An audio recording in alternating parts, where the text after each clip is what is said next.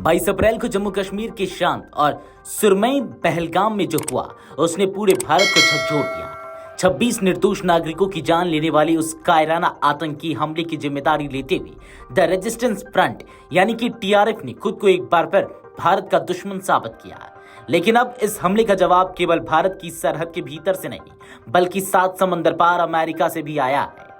गुरुवार को अमेरिका ने एक ऐतिहासिक कदम उठाते हुए पाकिस्तान में स्थित आतंकी संगठन लश्कर ए तैयबा से जुड़े टीआरएफ को विदेशी आतंकी संगठन यानी कि फॉरेन टेररिस्ट ऑर्गेनाइजेशन एफटीओ घोषित कर दिया है। Offering a unique blend of future-ready courses and experience-based learning, Sage University is where we transform passion into profession.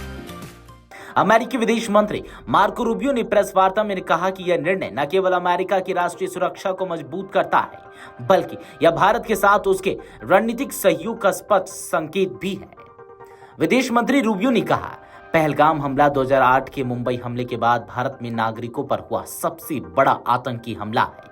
इस कृत्य के लिए टीआरएफ को वैश्विक आतंकी घोषित कर न्याय सुनिश्चित करना हमारी प्राथमिकता है। उन्होंने यह भी स्पष्ट किया कि टीआरएफ को विशेष रूप से चिन्हित वैश्विक आतंकी यानी कि स्पेशली डेजिग्नेटेड ग्लोबल टेररिस्ट एसडीजीटी के रूप में भी चिन्हित किया गया है। इसका मतलब यह है कि टीआरएफ से जुड़े सभी नाम, संपत्तियां और लेन देन अब अमेरिकी निगरानी और प्रतिबंधों के दायरे में आएंगे।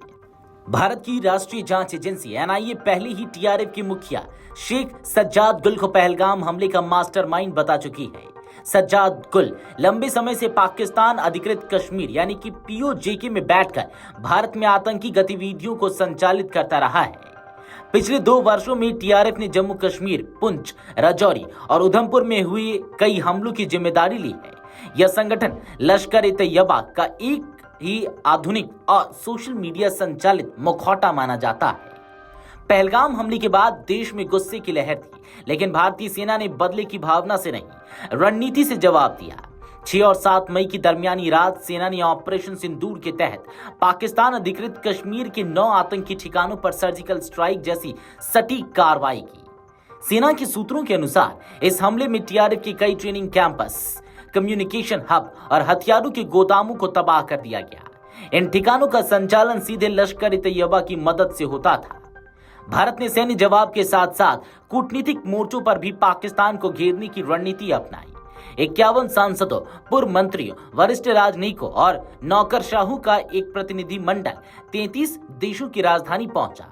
इस टीम ने Algeria, Denmark, France, Ethiopia, Britain, Italy, Japan, रूस, यूएई, कतर जैसे देशों में जाकर पाकिस्तान की आतंकी संरक्षण भूमिका को उजागर किया। टीम इंडिया ने हर मंच पर बताया कि पाकिस्तान किस तरह आतंकी संगठनों को शह देता है और भारत में शांति भंग करने की कोशिश करता है।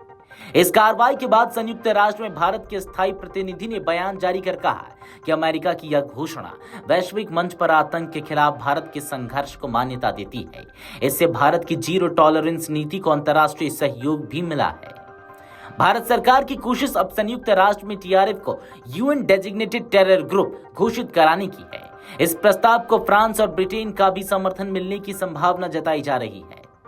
देश के नागरिकों के लिए यह खबर राहत की तरह आई है। सोशल मीडिया पर #जस्टिस फॉर पहलगाम ट्रेंड कर रहा है। कई यूजर्स ने लिखा कि अब केवल शब्द नहीं, कार्रवाई हो रही है। गौरतलब है कि टीआरएफ की स्थापना 2019 में हुई थी, लेकिन 2022 के बाद यह संगठन बेहद सक्रिय हो गया।